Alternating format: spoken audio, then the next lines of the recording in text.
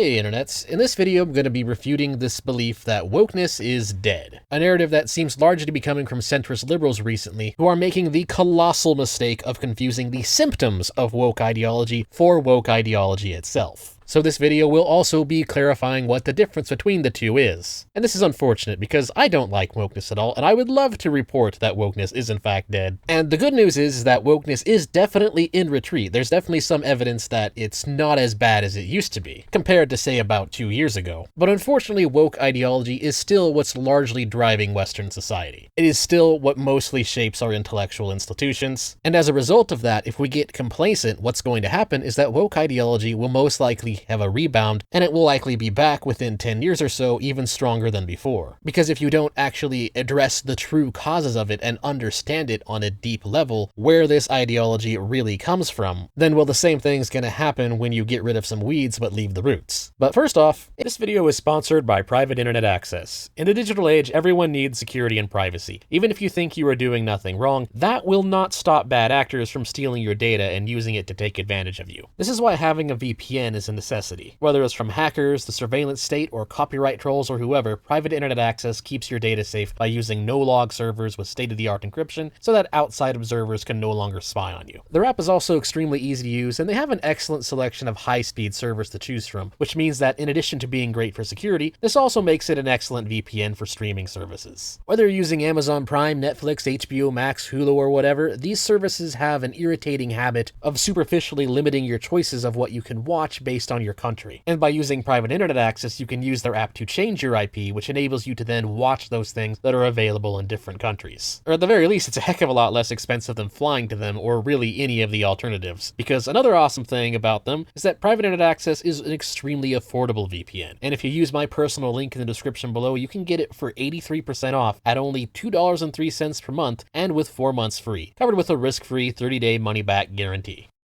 Anyways, let's just start off by understanding the differences between the symptoms of woke and the actual causes of woke ideology and the ideology itself. Things like tokenism, or campus diversity officers, or uglification, or cancel culture, or garbage writing in video games, or corporate DEI training. These are all just symptoms of woke ideology. They actually have very little to do with the ideology itself, and are in fact just signals of institutional power that can be found when any dogmatic ideology reaches a certain level of influence and control. Because any false belief system, in order to propagate itself within society, well, it needs to go through certain stages. First, pseudo-intellectual ideologues need to craft the ideology itself, so the theory cells, as you can call them. Then next up, the ideology has to be given the tools it needs to root itself into intellectual institutions as the dominant ideology. Third is when mass propaganda happens in an attempt to make the ideology dominant amongst the hoi polloi, or the general masses. And then the stage we were at was simply mass punishment of those who refused to comply, which also happens at a smaller scale during stage 2 within those institutions. Now, wokeness was really just in between stage 3 and 4. Things like tokenism, uglification, woke trash in video games, woke trash in TV, woke trash in the movies. Well, that's all just kind of stage 3.5 stuff. Mass propaganda with the intent to shame you as a horrible, no good, very bad, mean person if you do not agree with what they're saying. Or with things like cancel culture or corporate DI training and the diversity officers, they all just kind of lean more towards stage 4, the kind of rollout of the mass punishment and moralistic shaming of the dissenters. If you don't agree with this ideology, then you don't get to go to school here. If you don't agree with this ideology, then you cannot work here. If you do not agree with this ideology, we are going to harass you until you lose your job, etc., etc., etc. But none of these things are actually woke ideology itself. It's just the natural symptoms that follows when a belief system is being installed into the populace. You can replace all of these things with, say, belief in flat earthism. Let's say that believing that the earth is flat somehow managed to gain itself as a foothold amongst some various intellectual elites who had just enough influence to get it going. Now, of course, this obviously isn't going to happen because the evidence against flat earth is overwhelming, but let's just pretend that they could. And well, the result is it would end up showing a lot of the same symptoms. You'd see movies centered around plots where the casting characters always finds themselves, for some whatever reason, traveling to the edge of the earth, to just virtue signal their allegiance to the Church of Correct Think of Flat Earth, and corporations would be training their employees to always assume that the Earth is flat when doing their calculations, and to, ignore any calculations that say otherwise, because otherwise that's a wrong think and you're gonna get fired. And of course, the schools would start teaching flat earthism, and you would see demonization and canceling of anybody who dissents. And indeed, if you look at history, you'll see that this has happened before. Many states have managed to get various superstitions installed as a part of their dominant ideology, and a lot of times they would have the same systems in place in order to defend that superstition. Anybody who questioned it would be demonized and punished, all the institutions would be signaling their allegiance, all of the workers would be trained on it, and of course the superstition would be taught in whatever schooling system they had. And none of these things are unique. They're all just a part of a very old, tried and true strategy in order to propagate and maintain false beliefs. Simply at looking at stage 3 and 4, and then concluding that it's gone because we're not seeing as much of stage 3 and 4, well, that's not actually true. All it tells you is that the fruit of the weed has been hacked off. And so if we get complacent in that and we celebrate that while ignoring the question of whether or not 1 and 2 has been resolved here, then well, it's just going to come right back. Because the biggest thing an ideology really needs is being given the tools it needs to create itself as the dominant ideology of the intellectual elites. And so if an ideology still has those tools, then well, you haven't actually fixed much. Or in the case of woke ideology, what's mainly happened here recently is that the hoi polloi, or the masses, just kind of rejected a lot of the propaganda, largely reflected by the re-election of Donald Trump. You see, before then, a lot of the woke-toids within the institutions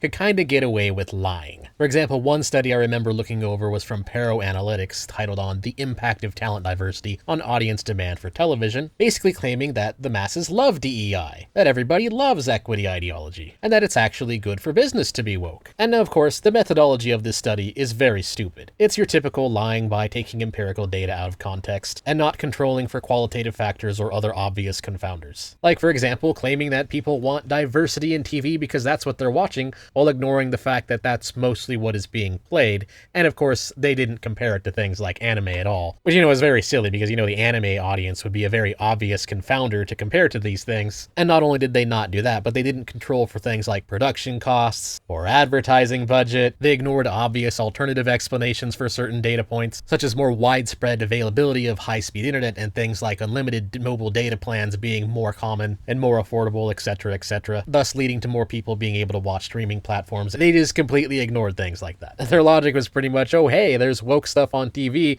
and people are watching it, therefore people must love it. And for the cherry on top of this stupidity, the study doesn't even really look at what it's claiming to look at. A lot of organizations will cite this study as evidence that people love DEI, but the study doesn't really look at woke ideology at all. In fact, its methodology really only just looks at diversity and then makes assumptions from that. And of course, they define diversity as there just being less white people. And from that definition of diversity, it looks at cable TV programs and tries to make weird arguments like implying that the reason cable isn't doing as well as streaming services is because cable TV has slightly less diverse cast, which of course is a ridiculous argument. It ignores the obvious alternative explanation, which is that on-demand viewing is just superior to cable TV's schedule-based viewing, in terms of being able to provide consumers with what they want to watch when they want to watch it. So it was a very, very bad, very, very stupid study. Very, very typical run-of-the-mill, ideologically motivated propaganda trying to masquerade itself as serious research. I could make an entire video dunking on this study and going into extreme detail why it's wrong, but honestly, these days I don't really have to, as people, at least in the United States, have largely been speaking out against this kind of nonsense. And again, with the election of someone like Donald Trump, well then of course it gets a little bit harder to push this kind of crap. It's a lot harder to push the narrative that the masses likes thing when the masses just voted against that thing. But again, none of this is woke ideology itself. It's just the propaganda for woke ideology. It's just claiming that people like woke ideology, and therefore you should like it too, and therefore your business should adopt it too, blah blah blah, etc. So then, what's really going on? What is this difference between the symptoms of woke and the ideology of woke? And well, I've given my simple definition of it before, which is that wokeness is an aggressive push for DEI based largely around the equity fallacy, or the belief that a lack of DEI is indicative of some kind of malpractice or unfair treatment or victimhood or something like that, which is why it's often sometimes called a neo-Marxist ideology, because it's looking at these things from a perspective framework of class and identity. So the woketoid will see a collective inequity or unequal outcome and assume that it is always due to some kind of collective systemic injustice, which they then use to justify collectivist action in order to fix it. This is why, if you want to understand wokeness in as simple terms as you possibly can, it's just collectivist envy and collectivist guilt in regards to success. And pretty much everything else about wokeness stems from that. It's kind of like that one guy whose answer to losing is, you only won because you cheated, but from a collectivist framework. So people who view their collective identity as being on the bottom of social hierarchies are trying to say that the only reason they're on the bottom, or the only reason they're less successful, is because the other collective identity supposedly has collectively more success. Like, for example, in the context of United States government, they'll point to the fact that there's a lot of white men in United States Congress, and they're trying to say, oh, they're there because they collectively cheated. And if you're a white man, then you're also collectively guilty of this as well. And so thus, in order to reverse the systemic oppression, you owe them, pay up. And that's why it kind of follows that a lot of socialists have aligned themselves with woke ideology.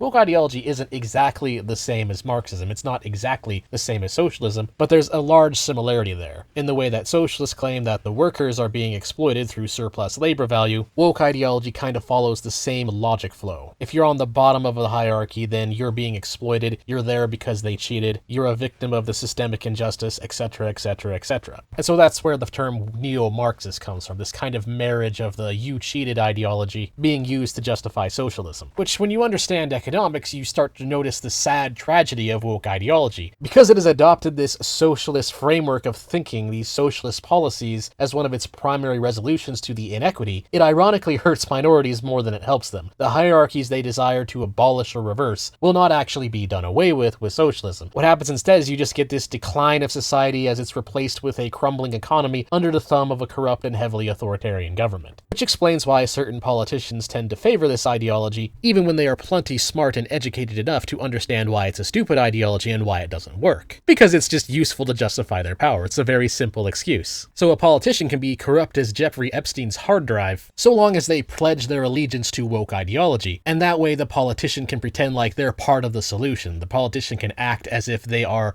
part of the people who will be reversing the said hierarchies and ending the systemic oppression. Which of course said politician will never actually do. They just give wokeism enough lip service to get the useful idiot voter cattles to vote for them. That's pretty much their strategy. And that's why woke ideology is not just favored by most Marxists these days. You cheated, therefore you owe me is a very simple way to justify an aggressive power grab. And of course these people have a lot of power and influence, and that's why you see so much woke propaganda. This is also why wokeness is not win black guy on TV. There's nothing really inherently wrong with ethnic diversity on TV. Rather, the real problem is the reason why they're putting ethnic diversity on TV. When they're doing it not for the reason of making the story better, but rather when they're doing it purely for the reason of trying to elevate the collective groups who have allegedly been systemically oppressed, well, that's when it becomes woke propaganda, like for example the Rings of Power. Lay Strong Black Woman is right. All of the problems are caused by white men doing bad things. Also, did you know that the orcs are actually good guys deep down inside because Le Tabula is Le Raza? So the only reason the orcs have been bad is because they've just been given a crappy environment. So if we just reverse all the hierarchies and get rid of the evil straight white male, then everything will be fixed. And that's when you realize that you're just watching woke propaganda. When you read deep into the moral of the story, you realize that at its core, it's just reflecting collective guilt and collective envy, implying the equity fallacy without outright stating it. And so it's the ideology behind all of these symptoms that wokeness essentially is. Which also reveals another sad tragedy of woke ideology, which is that if you did not have these woke ideologues in charge of Hollywood and the media these days, then black character on TV would actually be a lot less controversial. Nobody would be questioning why there's a black guy on TV. They would just enjoy the show. It's when people notice that the reason behind a lot of these casting decisions is to simply elevate some groups while demonizing other groups for the sake of the equity fallacy, well, that's when the story of these shows starts to lose some believability. People begin to see it and recognize it as a pattern that shows that they're just watching propaganda. And so when you understand what wokeness is, you'll also start to recognize some of the beliefs that are used to justify its belief. Two big ones being tabula rasa and subjective morality, both of which are used to justify their belief in the equity fallacy. However, the thing that most people miss, especially the centrist liberals tend to miss this a lot, is that the central flaw of woke ideology isn't just the fact that the equity fallacy is false. Rather, the biggest flaw with it is that collectives are a social construct. Woketoids will often pretend to be on the side of liberty and freedom, claiming that they are vying for liberty and freedom for the minorities or the oppressed, the poor and downtrodden, which is very easy for this ideology to do because, again, a lot of it is just collectivist envy towards success. It's a very easy thing to take advantage of. But the problem is the collectives really only exist as a part of society. Well, that doesn't necessarily automatically make them a bad thing. For example, having a collective identity in regards to culture is mostly beneficial to most people. The problem comes in when you start bringing collective guilt into the equation as some kind of fix. Because individuals are what is real and collectives are just a social construct, any kind of collective envy and collective guilt justified by it must necessarily create injustice on the individual level. This is why woke ideologues, although they pretend to be on the side of freedom, are pretty much overwhelmingly statists. Nearly all adherents to woke ideology, to some degree, advocate for the use of the state in order to enact regulations in order to force DEI. And what are those regulations, you might ask? Well, here's where the centrist liberals get a little bit fussy, because what I'm about to say are things that a lot of centrists, well, as it turns out, they tend to like these things. Things like civil rights laws, or the Civil Rights Act of 1964, or universal suffrage, the belief that everyone's equal and should have a vote in democracy, or things like the welfare state, and using victimhood in order to justify it. And that immediately brings forth the problem with a lot of the centrists, which is that a lot of them will say that they dislike woke ideology, but they wish to continue the state regulations that woke ideologues use to justify and maintain their power. So they don't actually really dislike woke ideology, they just dislike the logical conclusions of woke ideology. Because of course the problem with woke ideology being a false ideology means that it must necessarily behave in a very unhinged, very cringy manner in order to jackhammer its ridiculous beliefs through the populace. It is a logical inevitability. Garbage in, garbage out. Get garbage through stage 1 and 2 here, where the garbage ideology is crafted and given the tools it needs in order to dig itself into our institutions, and naturally that garbage will reach stage 3 and 4. It will reach mass propaganda and mass threats of censorship and other punishment for those who do not comply. It's just going to happen. It is a tale as old as time. Unwanted seed, unwanted plant. For example, as long as civil rights law is law, as long as discrimination has a regulation against it, on the surface that might not seem like a bad thing, which is why so many centrist liberals agree with it. But the problem is, once that actually gets enacted as law, how is it interpreted? How are judges actually going to enforce it? Because the thing is, it's actually very, very, very, very difficult to objectively and empirically prove that someone is, well, not being so successful because of discrimination. It's kind of a thought crime. No, seriously, these are a lot of the basic things that a lot of the centrists don't really think about. If a black guy interviews for a job with a white HR representative and he doesn't get the job, how can you actually prove whether or not it was discrimination? Because you can't read that HR representative's mind, so you don't really know what the reasons are behind the rejection. And so the answer instead is that they use studies that, look at the collective averages. And this is where you cue a lot of sort of woke-toid studies, like implicit bias, for example, where they claim that, well, because the injustice is allegedly widespread, then there must be discrimination here if there is, on average, an unequal outcome. And so thus, logically, it follows that when it actually goes through the courts, when it is actually enacted in law,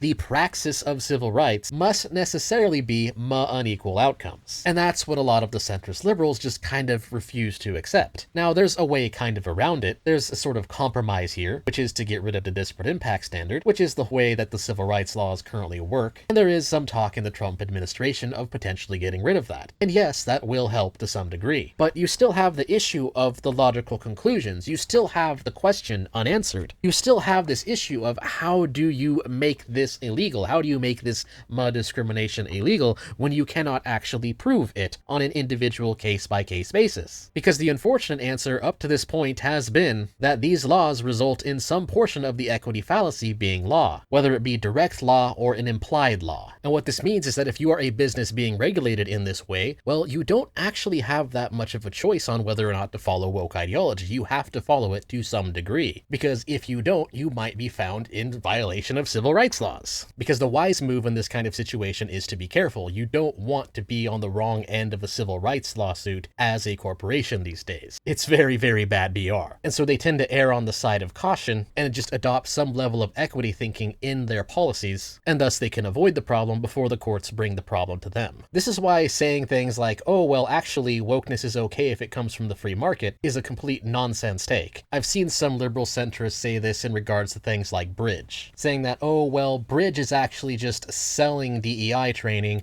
and if businesses believe that that's good for their business and they want to buy it, then that's just the free market, man. They're not doing doing anything wrong. Yeah, no, that's a steaming load. Free market is not when you have a regulation that impedes freedom of association. When you have that, the businesses are going to have a non-free market incentive to listen to what these woke weirdos have to say. Because when you look underneath the hood, you still have the threatening arm of the state. And this is where things will get weird, because depending on the context, the centrists will agree with you or strongly disagree with you, even though you're effectively showing them the same problem, just in a different light. For example, a lot of times the centrist liberals will roll their eyes and laugh at the leftists when the leftists say some obviously crazy thing, like claiming that the Ravens progressive matrices reasoning test is somehow by some mysterious force a racist test, despite the fact that the test objectively has nothing to do with ethnicity whatsoever, and is legitimately just testing how good somebody is at recognizing various visual patterns. And the leftoids will claim that it somehow was designed to be racist and discriminatory because some of the minorities disproportionately score lower on it. They, of course, cannot explain how it is racist. Point to one of these questions and ask a leftist to tell you. Spoiler alert, they will not be able to do so, but they will still make this insane claim. And of course, the centrists, along with those of us who are more on the right side of politics,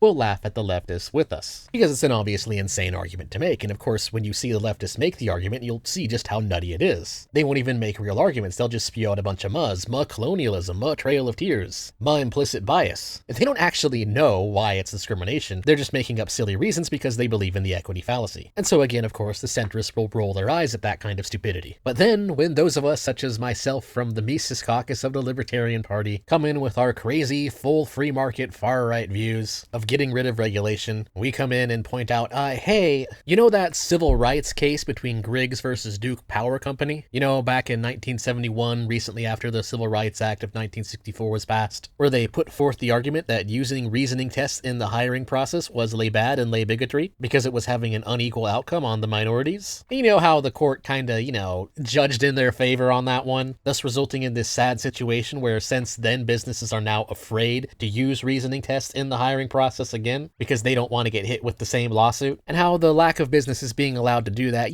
might just have a little bit to do with the competency crisis. That's just a little bit cringe, Perhaps the Civil Rights Act of 1964 wasn't such a good idea. Maybe, perhaps, taking away freedom of association has some, some unintended consequences, perhaps. And then, all of a sudden, the exact same centrists who are laughing with us at the leftists, claiming that the Ravens progressive matrices test was racist, are now angry at us for effectively saying the exact same thing. The only difference is we're just showing them the logical conclusions of the beliefs. And instead of recognizing them, what I see instead is that the centrists freak out and say, actually, you're woke right. Wanting to get rid of civil rights laws, well, that must mean you have an epistemology that favors outside knowledge, and that's what woke actually is. No, seriously, that's pretty much the argument I see from centrists these days. There's absolutely no understanding of what wokeness actually is. They supposedly dislike woke ideology until you show them how a lot of the milquetoast and neoliberal beliefs that they hold naturally lead to that ideology, and for your horrible crime of pointing out their logical contradiction,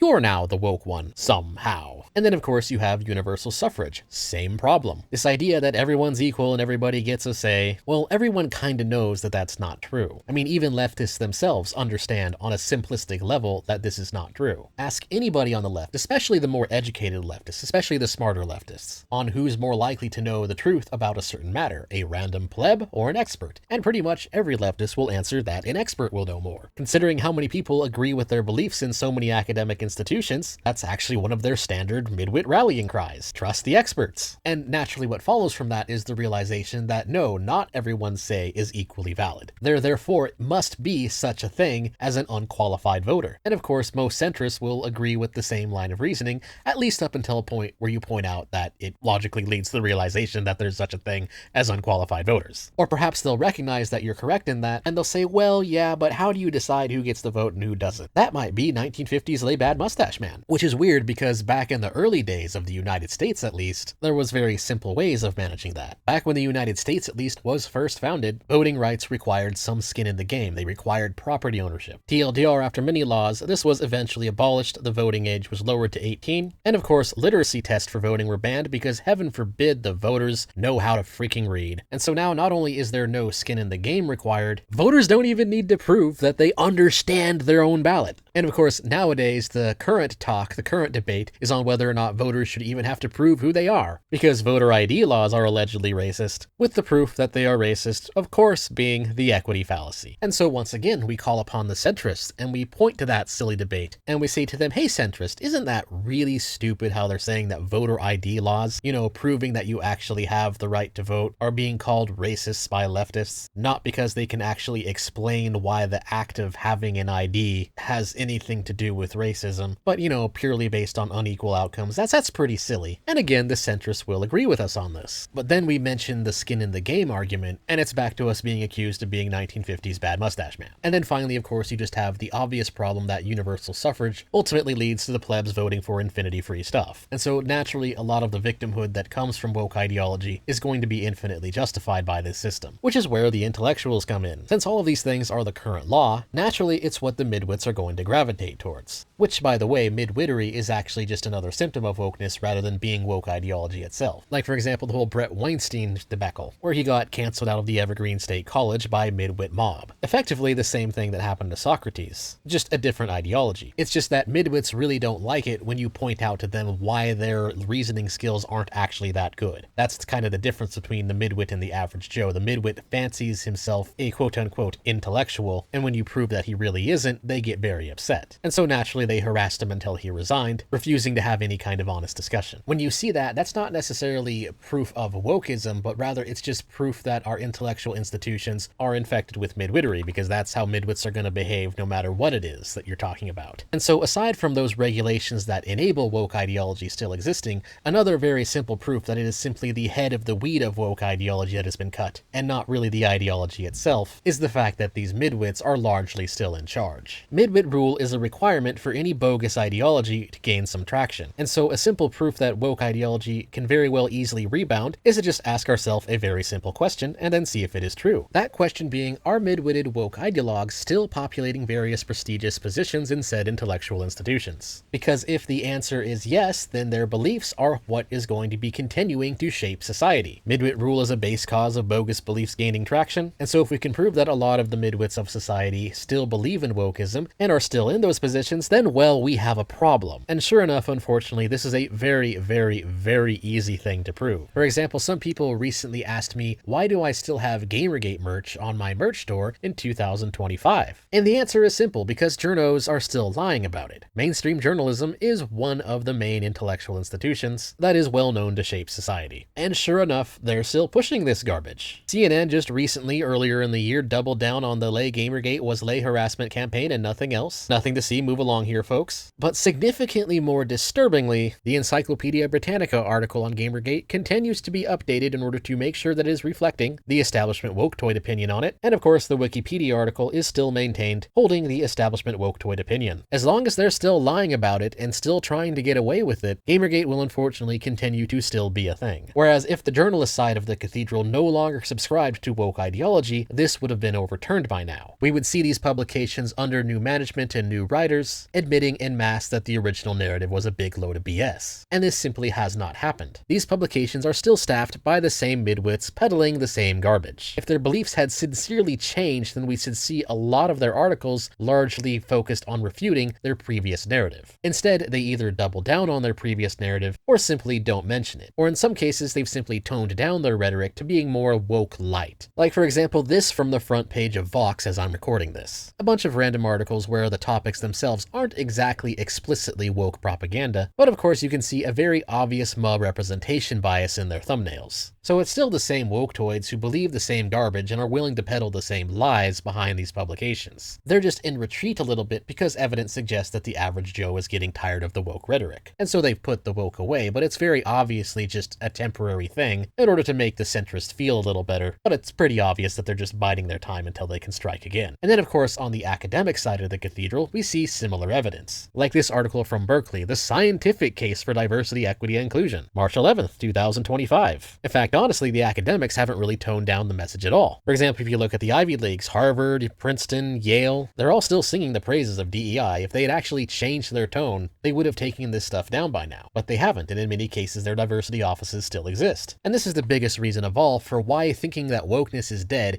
is just completely delusional. It is, at best, pure wishful thinking. And of course, course, when you look into sociology, we can still find that much of the bogus research, which just kind of presumes the equity fallacy in order to prove the equity fallacy, and none of that stuff has just been suddenly retracted. And so we still have mountains of bogus woke research being touted as valid. And this is why I found it important to make this video. Saying that wokeness is dead in the face of all this is really just begging for woke ideology to make the biggest comeback in history. Rather, what's happening is that because there's evidence that wokeness is slightly less popular with the masses, they're simply rebranding. They're simply toning things down for the plebs, but they still believe in this stuff. Like Harvard, for example, getting rid of their Office of Equity, Diversity, Inclusion, but then just replacing it with an Office for Community and Campus Life. But if you just simply read their mission statement and their community values, you'll see that they still believe in DEI. It's just now buried along a bunch of other bullet points of a wall of text of what they believe in. And of course, why would they change their beliefs? Again, there's still mountains upon mountains of nonsensical research papers that don't control for any qualitative factors and just conclude with the equity fallacy. Have any scientific journals retracted these papers? Has the social science community converged to admit that a lot of their research in the last 30 years has effectively just been an extremely convoluted circular argument? No, if you just go to any of their home pages, you'll see that they still tout this stuff, they still believe this stuff. It's just not seeing as much in stage 3 and 4 anymore. But the decadent elites of midwit rule still believe it, and dismantling that will take a lot more time and work. We need to erect alternative intellectual institutions dedicated to refuting all this neo-Marxist nonsense. So yes, it is nice that there is slightly less BS being pushed in the media, but the bulk of academia and mainstream journalist outlets are still overwhelmingly staffed by people who believe in the equity fallacy. So there is still a lot of work to do. If you think these people are not working behind the scenes in order to bring things back to stage 3 and 4, well, the centrists who do that, they're just living in a very hopeful dream world. It shows a very serious lack of understanding of how we got here. So again, while there have been some wins, my point here is that unfortunately it is not over yet, but on the bright side, there is light at the end of the tunnel. There is an actual path to victory. A society free of this nonsense is possible. Getting complacent just because the tunnel has gotten slightly less dark is a fool's error. Anyways, that's all I have to say. Thanks for watching. Please like, share, comment, and subscribe, and it would also be great if you could please help support my content on either Ko-Fi or becoming a member, joining on Subscribestar, or by buying some merch, or again by checking out this video's sponsor, Private Internet Access. Thanks again, that is all, till next time.